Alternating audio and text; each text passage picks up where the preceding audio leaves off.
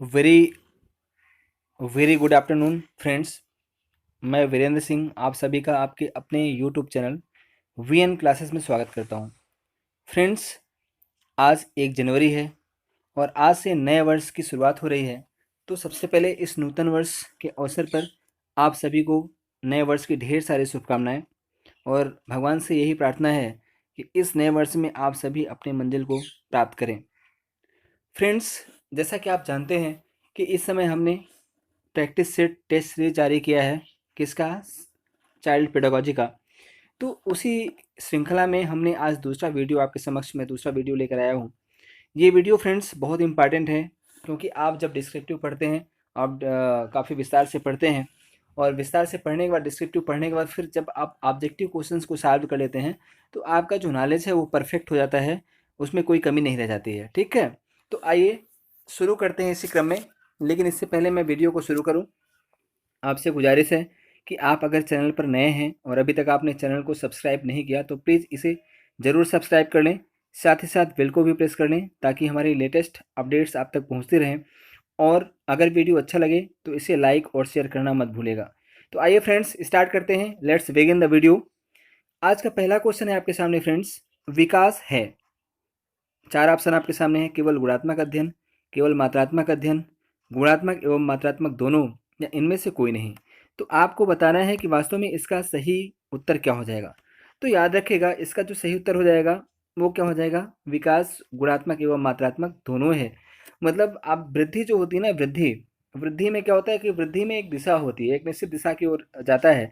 लेकिन विकास क्या होता है कि विकास में गुणात्मक और मात्रात्मक दोनों होता है। ठीक है, तो इसीलिए आप विकास को केवल मात्रात्मक नहीं मानेंगे, विकास को गुणात्मक और केवल गुणात्मक भी नहीं मानेंगे, बल्कि विकास को गुणात्मक एवं मात्रात्मक दोनों मानेंगे। तो इसका जो सही उत्तर हो जाएगा वो क्या हो जाएगा? ऑप्शन नंबर सी।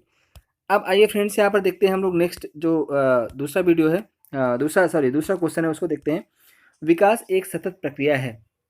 मोस्ट इम्पॉर्टेंट डिफिनेशन है ये। यह कथन किसका है? स्किनर का, ड्रेवर का, गैसल का, या रूसो का? तो याद रखिएगा फ्रेंड्स, ये जो कथन आपका है ना, वो स्किनर साहब का है, यानी ऑप्शन नंबर ए आपका यहाँ पर सही होगा, बिल्कुल सही होगा। स्किनर ने ही कहा है कि वास्तव में जो विकास है वो अवरुद्ध नहीं होती है, बल्कि विकास अनवरत रूप से लगातार चलती चली जाती है। ठीक है, तो वृद्धि, जबकि वृद्धि में क्या होता है, वृद्धि एक निश्चित समय पर आकर रुक जाती है। ठीक है, लेकिन विकास कभी रुकती नहीं है। विकास जन्म से, जब तक बालक जन्म लेता है और जब तक बच्चा बालक जब तक व्यक्ति मरता नहीं है, तो मरते दम तक, जब तक मर नहीं जाता तब तक उसका क्या होता है? विकास उसका होता रहता है। ठीक है, ये चीज़। अब आइए क्वेश्चन नंबर 3 देखते हैं फ्रेंड्स। क्वेश्चन नंबर 3 है, विकास एक गुणात्मक स्थिति है या कथन है? किसका कथन है? ऑप्शन 4 है आपके सामने: सोरेनसन का, स्किनर का, अरस्तु का, या लॉक का? तो अब आपको बताना है यहाँ पर कि ये जो इसका सही उत्तर क्या हो जाएगा फ्रेंड्स। विकास एक गुणात्मक स्थिति है, इसका उत्तर आपको यहाँ पर बताना है। तो इसका जो सही उत्तर हो जाएगा वो क्या हो जाएगा फ्रेंड्स? इसका सही उत्तर हो जाएगा ऑप्शन नंबर ए, यानी कि विकास जो है एक गुणात्मक स्थिति है, या जो कथन है वो किसका है? वो आपका है सोरेनसन साहब का। ठीक, तो ऑप्शन नंबर ए आपका बिल्कुल सही उत्तर है। अब आइए यहाँ पर देखते हैं क्वेश्चन नंबर 4। क्वेश्चन नंबर 4 है फ्रेंड्स, निम्नलिखित में से कौन एक विकास की विशेषता नहीं है? 4 ऑप्शन आपके सामने हैं: क्रमिक विकास, मस्तकाधोमुखी विकास, अंतर्वैयक्तिक विकास, दूर से निकट का विकास। तो आपको बताना है कि यहाँ पर विकास की विशेषता में कौन सा शामिल नहीं है, इनमें से कौन सा विकास के अंतर्गत नहीं आता है।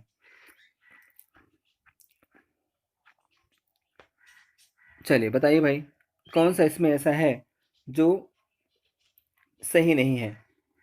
कोशिश करिए बताने के लिए।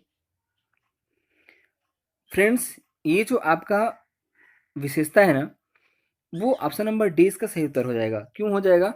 क्योंकि जो विकास होता है वो दूर से निकट की ओर नहीं होता, बल्कि विकास हमेशा निकट से दूर की ओर जाता है। ठीक है, तो ऑप्शन नंबर डी जो है आपका वो सही ऑप्शन हो जाएगा। मतलब विकास का की विशेषता में दूर से निकट का सिद्धांत शामिल नहीं है। ठीक है, अब आइए देखते हैं क्वेश्चन नंबर 5। एक बच्चे की वृद्धि और विकास की सबसे अच्छी विधि है। कौन कौन सी विधि है जो कि बच्चे की वृद्धि और विकास की सबसे अच्छी विधि है? तो उसमें है तुलनात्मक विधि, विकासीय विधि, मनोविश्लेषणात्मक विधि विधि, या सांख्यिकीय विधि। तो आपको बताना है कि इन चारों में से कौन सा एक विधि है जो बच्चे की वृद्धि और विकास की सबसे अच्छी विधि है, सबसे अच्छी विधि है। ठीक है, तो आप याद रखिएगा इसकी जो विधि फ्रेंड्स सबसे अच्छी है वो क्या है? ऑप्शन नंबर बी, विकासीय विधि, है ना। विकासीय विधि जो है वही विकास की सबसे अच्छी विधि मानी जाती है। अब आइए क्वेश्चन नंबर 6 देखते हैं। यहाँ पर क्वेश्चन नंबर 6 है 6 है, बालक के विकास के सीरस सिद्धांत के अनुसार सत्य है। क्या सिद्धांत, क्या सत्य है? तो ए ऑप्शन है, विकास पैर से सिर की ओर होता है, विकास सिर से पैर की ओर होता है, विकास मध्य भाग से ऊपर की ओर होता है, या इनमें से कोई नहीं। तो आपको बताना है यहाँ पर फ्रेंड्स कि इसका सही उत्तर क्या हो जाएगा, है ना। देखिएगा, ये जो सिरस सिरस सिद्धांत है, इस सिद्धांत को मस्तकाधोमुखी सिद्धांत भी बोलते हैं और इसे निकट से दूर का सिद्धांत भी बोलते हैं। ठीक है, तीन नाम से इसको जाना जाता है। तो इसका जो मतलब होता है, इसका मतलब ये होता है कि जो विकास होता है वो पैर से सिर की ओर नहीं होता, बल्कि विकास सिर से पैर की ओर होता है। पहले सिर का विकास होता है, फिर कंधों का होता है, फिर उसके निकटवर्ती अंगों का होता है, और अंत में किसका विकास होता है? पैरों का विकास होता है। तो सिर से पैर की ओर का विकास जो है, विकास का सिद्धांत है, वो क्या होता है, वही आपका इसमें शामिल है। तो आपका विकल्प क्या हो जाएगा? Option number B. ठीक है, अब आइए देखते हैं क्वेश्चन नंबर 7 क्या है। क्वेश्चन नंबर 7 यहाँ पर दिया है कि बालक जन्म से भरा हुआ स्वतंत्र होता है, पर समाज उसे परतंत्र स्वार्थी और अनैतिक बनाता है। क्या होगा फ्रेंड्स, ये बताइए यहाँ पर। ऐसा क्या होता है? यहाँ पर जो भरा दिया हुआ है ना, ये भरा नहीं है, बल्कि यहाँ पर क्या होता है, इसका मतलब भला। ठीक है, ये भरा के स्थान में क्या हो जाएगा फ्रेंड्स? ये भला के स्थान में भला हो जाएगा। ये भला जो शब्द है ना, भला, तो भला आप यहाँ पर करोगे, भला। तो आपको अब बताना है यहाँ पर कि बालक जन्म से भला और स्वतंत्र होता है, पर समाज उसे परतंत्र, स्वार्थी और अनैतिक बना देता है। तो यह कथन किसका है? तो याद रखिएगा फ्रेंड्स, ये जो कथन है वो किसका है? रूसो कथन है। कौन है? रूसो। ये रूसो साहब हैं। रूसो ने कहा है कि जो बालक जब जन्म लेता है तो वास्तव में बहुत भला होता है ना, और वह स्वतंत्र होता है, किसी प्रकार के बंधन में बंधा हुआ नहीं होता है। लेकिन जैसे जैसे वह बड़ा होता है, वैसे वैसे समाज क्या करता है कि उसको अनैतिक बना देता है, उसको स्वार्थी बनाता है और उसको परतंत्र, दूसरे के अधीन कर देता है। ठीक, तो आपका उत्तर हो जाएगा ऑप्शन नंबर सी। आइए क्वेश्चन नंबर 8 देखते हैं। क्वेश्चन नंबर 8 है, बालक एक ऐसी पुस्तक है जिसे शिक्षक भली भांति पढ़ता है। यहाँ उक्ति किसका है? मोस्ट इंपॉर्टेंट, वो भी इसके पहले वाला जो था वो भी कथन इंपॉर्टेंट है रूसो का, और ये कथन जो है, बालक एक ऐसी पुस्तक है जिसे शिक्षक भली भांति पढ़ता है, यह उक्ति भी किसकी है फ्रेंड्स? तो यह उक्ति भी किसकी है? रूसो की है। बहुत इंपॉर्टेंट है, बहुत महत्वपूर्ण क्वेश्चन है, इसलिए इसको आप क्या करिएगा? याद रखिएगा। ठीक है, इसको याद रखिएगा। अब आइए देखते हैं क्वेश्चन नंबर 9 की ओर। क्वेश्चन नंबर 9 जो है फ्रेंड्स, वो है कि बाल विकास का अध्ययन क्षेत्र क्या है ना। अब यहाँ पर बाल विकास का अध्ययन क्षेत्र पूछ रहा है आपसे। आपको बताना है कि कौन सा ऑप्शन सही है। ऑप्शन ए में है बाल विकास की विभिन्न अवस्थाओं का अध्ययन, वातावरण का बाल विकास पर पड़ने वाले प्रभावों का अध्ययन, वैयक्तिक भिन्नताओं का अध्ययन, या उपर्युक्त सभी। तो आपको बताना है कि इनमें से कौन सा ऐसा अध्ययन क्षेत्र है जो बाल विकास का होता है। तो याद रखिएगा, ये जो आपका ऑप्शन दिया है ना, इसमें चारों ऑप्शन क्या होते हैं? चारों ऑप्शन बिल्कुल सही हैं। यानी चारों, बाल विकास की विभिन्न अवस्थाओं का अध्ययन बाल विकास में होता है, वातावरण का बाल विकास पर पड़ने वाले प्रभावों का अध्ययन भी होता है, और व्यक्तिगत भिन्नताओं का अध्ययन भी होता है। तो आपका जो ऑप्शन डी है वो क्या है? बिल्कुल सही है।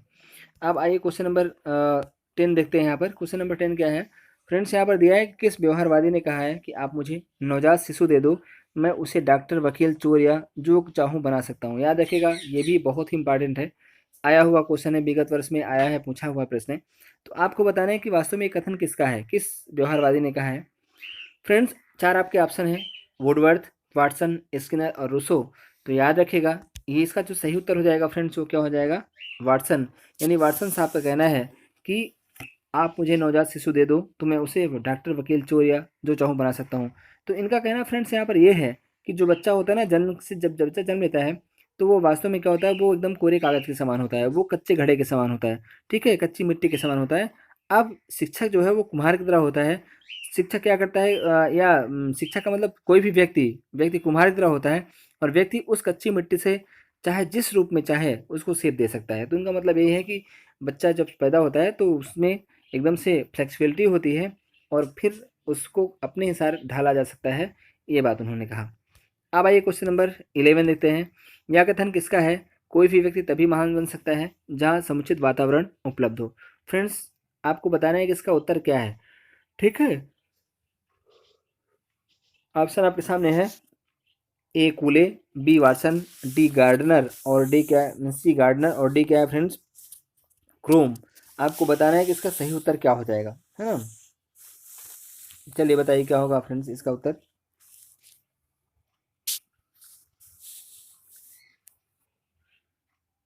नहीं पता? कोशिश करिए बताने का, 100% आप बता पाएंगे।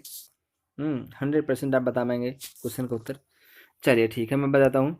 क्वेश्चन का जो उत्तर है ना वो हो जाएगा कूले, है ना। कूले से आपका ये कहना है कि कोई भी व्यक्ति तभी महान बन सकता है जहाँ समुचित वातावरण है। इसका मतलब वो कूले ने व्यक्ति के ऊपर या बालक के विकास पर वातावरण के प्रभाव को इंगित किया है कि वातावरण का प्रभाव बच्चे के विकास पर बहुत ज़्यादा पड़ता है, ठीक है।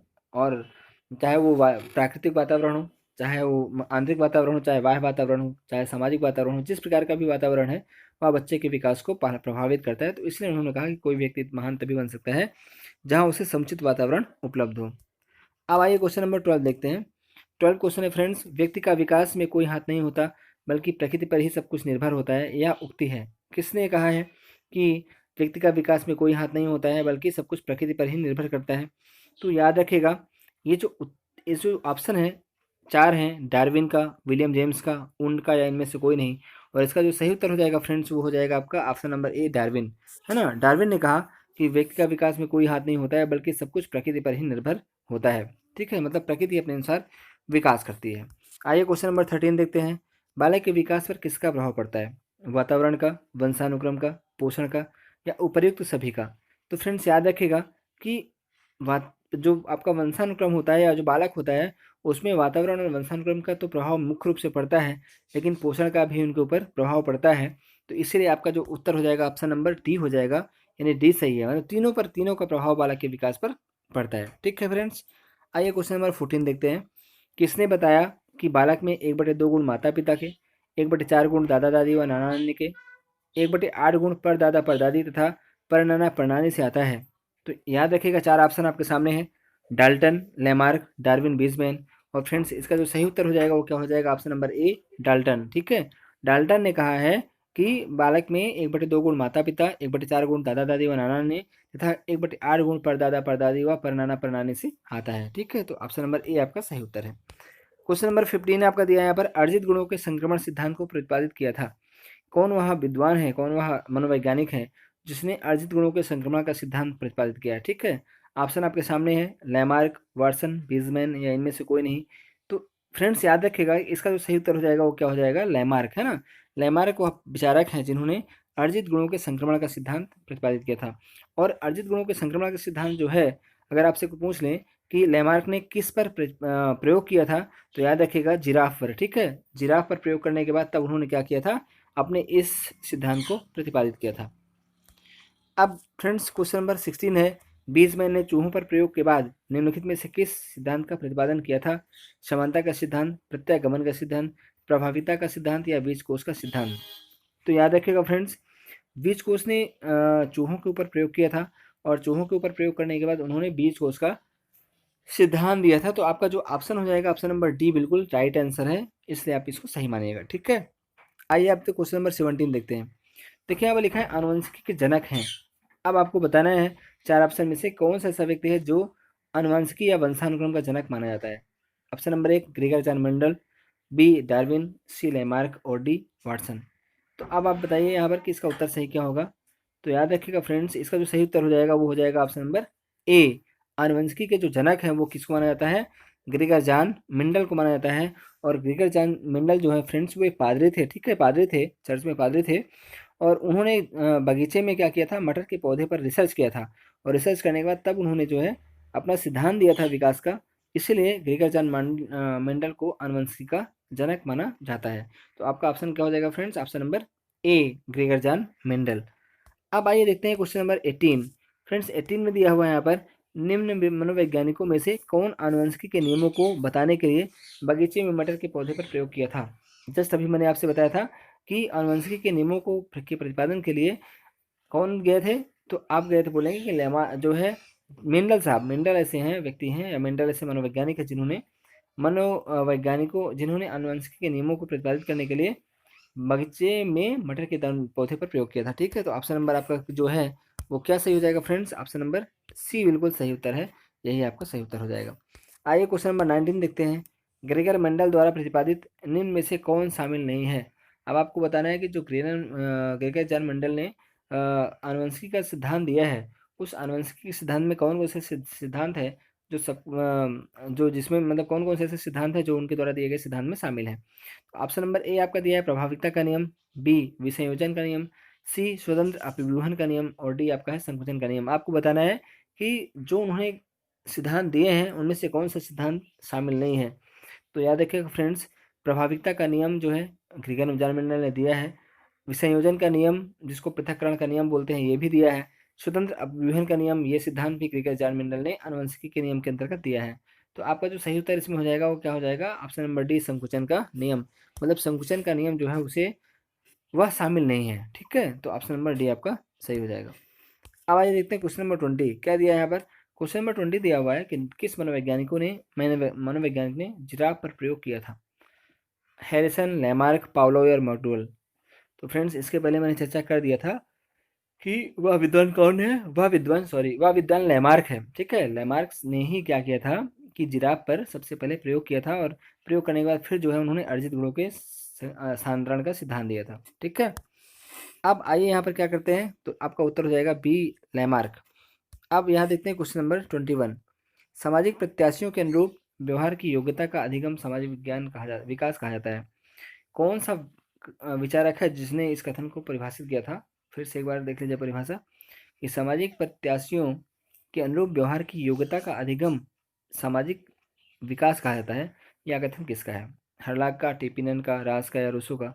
तो आप बताइए कि इसका सही उत्तर क्या हो सकता है। तो फ्रेंड्स याद रखिएगा कि ये जो आपके सामने चार उत्तर दिया गया है, ठीक है, इन चार उत्तर में से जो सही उत्तर आपका दिया है यहाँ पर, ठीक, वो किसका है फ्रेंड्स,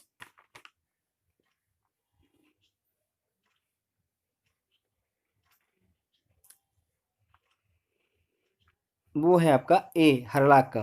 किसका है, हर्लाक का। ऑप्शन नंबर ए बिल्कुल सही है। तो हर्लाक साहब ने कहा था कि सामाजिक प्रत्याशियों के अनुरूप व्यवहार की योग्यता का अधिगम सामाजिक विकास कहा जाता है। ठीक है, अब आइए यहाँ पर देखते हैं क्वेश्चन नंबर 22। क्वेश्चन नंबर 22 है, एक शिक्षक बच्चे में सामाजिक गुण विकसित करता है। ठीक है, तो ये आपको दिया है कैसे विकसित करता है, उसको ज्ञान देकर, आदर्श लोगों की कहानियां सुनाकर, अनुशासित करके या डांट करके। तो क्या ऑप्शन आपका विकल्प हो जाएगा। तो फ्रेंड्स याद रखिएगा कि ये इसका जो सही उत्तर हो जाएगा वो हो जाएगा आपका आदर्श लोगों की कहानियां सुना करके। मतलब ऑप्शन नंबर बी आपका बिल्कुल करेक्ट उत्तर होगा, क्योंकि जब आप उसको आदर्श कहानी सुनाएंगे तो बच्चा भी उस कहानी को सुन करके उनके अनुरूप बनने का प्रयास करता है। ठीक है, तो ऑप्शन नंबर बी एकदम से बिल्कुल सही है।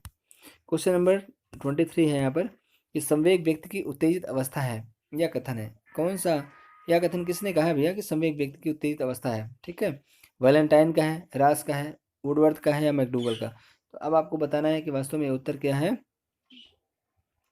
किसकी है, ये किसका है। चलिए, तो फ्रेंड्स याद रखिएगा ये जो कथन है ना, ये आपका कथन है आपका वुडवर्थ सी।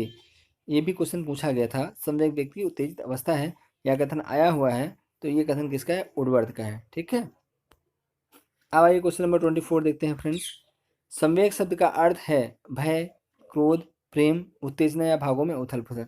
तो याद रखिएगा ये जो क्रोध, भय, प्रेम है वो एक प्रकार के संवेग हैं। ठीक है, वो संवेग का अर्थ नहीं है, एक प्रकार के संवेग हैं, लेकिन संवेग का जो अर्थ होता है वो होता है उत्तेजना या भावों में उथल पुथल। तो डेफिनेटली आपका जो सही उत्तर हो जाएगा ऑप्शन नंबर डी एकदम हो जाएगा और यही सही है। ठीक है, अब आइए देखते हैं क्वेश्चन नंबर 25। क्या है 25 में फ्रेंड्स, 25 में यहाँ दिया है कि किस मनोवैज्ञानिक ने बालक में जन्मजात 3 संवेग बताए हैं। कौन कौन संवेग बालक में बताए हैं, प्रेम, भय और क्रोध, है ना। मतलब किस मनोवैज्ञानिक का मानना है कि जब बच्चा जन्म लेता है तो उसके साथ जन्म के साथ ही 3 संवेग लेकर पैदा होता है। एक प्रेम होता है, दूसरा भय होता है, तीसरा और क्रोध होता है। तो अब आपको बताना है कि किसने कहा है ना, ये कथन किसका है। आप में से कोई बता सकता है किसका है ये। चलिए, इसका जो सही उत्तर हो जाएगा फ्रेंड्स वो ऑप्शन नंबर ए हो जाएगा। ठीक, वाटसन, ये कथन जो है वो वाटसन साहब का है। वाटसन ने कहा था कि आप मुझे नवजात शिशु सॉरी आप बच्चा जो होता है उन्होंने कहा था कि बालक में 3 संवेग पाए जाते हैं, प्रेम, भय और क्रोध। तो ये वाटसन का है। तो फ्रेंड्स इस प्रकार से हमने 25 क्वेश्चन को डिस्कस किया आपके सामने रख करके, है ना। और ये सारे के सारे जो क्वेश्चंस हैं वो बड़े महत्वपूर्ण हैं, इसलिए याद रखिएगा कि इसको आपको प्रैक्टिस करना है, बार बार प्रैक्टिस करना है और इसको अपने दोस्तों के पास भी शेयर करना है। तो thank you so much friends, आपने इस वीडियो को देखा शुरू से लास्ट तक। मिलते हैं नेक्स्ट वीडियो में, कुछ और क्वेश्चंस महत्वपूर्ण लेकर आएंगे प्रैक्टिस के लिए। तब तक के लिए नमस्कार, thank you so much once again, happy to you all of you.